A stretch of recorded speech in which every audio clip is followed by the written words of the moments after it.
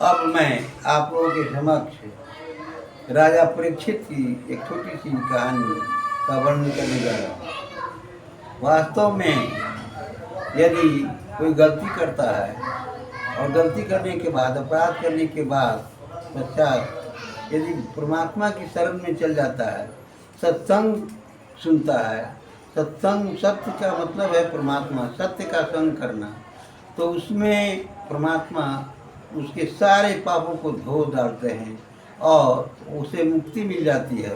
इसी से संबंधित एक कथा है राजा परीक्षित की।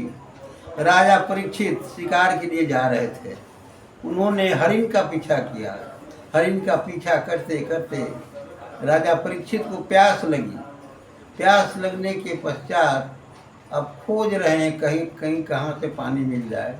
तो समीक मुनि का आश्रम देखा और आश्रम में समीक मुनि तपस्या में लीन थे।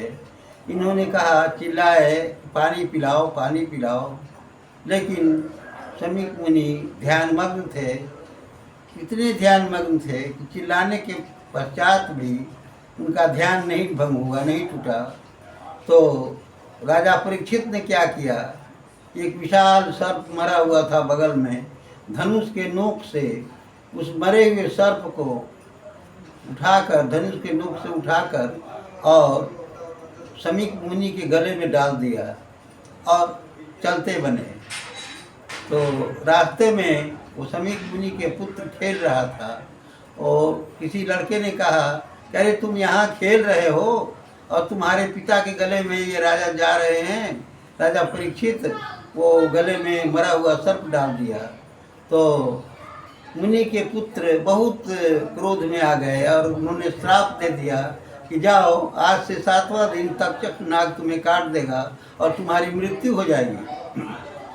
अब राजा चिंता में पड़ गए। राजा परीक्षित चिंतित हो गए और चिंतामग्न होकर गंगा किनारे चले आए। धीरे धीरे सभी संत महात्मा जुटने लगे और महात्माओं ने क्या किया, इनके कल्याण के लिए, राजा परीक्षित के कल्याण के लिए स्वर्ग से सुखदेव महाराज को बुलाया गया और 7 दिनों तक सत्संग हुआ, कथा होती रही। और 7 दिन सत्संग सुनने के बाद, कथा के पश्चात राजा परीक्षित को मुक्ति मिल गई। इसीलिए कहा गया है कि चाहे जितना भी अपराध क्यों न कोई करे, यदि सत्संग में चला जाता है, परमात्मा के साथ हो जाता है, तो उसके सारे पाप धुल जाते हैं। इतना ही कहकर मैं अपनी वाणी को विराम देता हूँ। श्रोताओं को नमस्कार। एक बाबू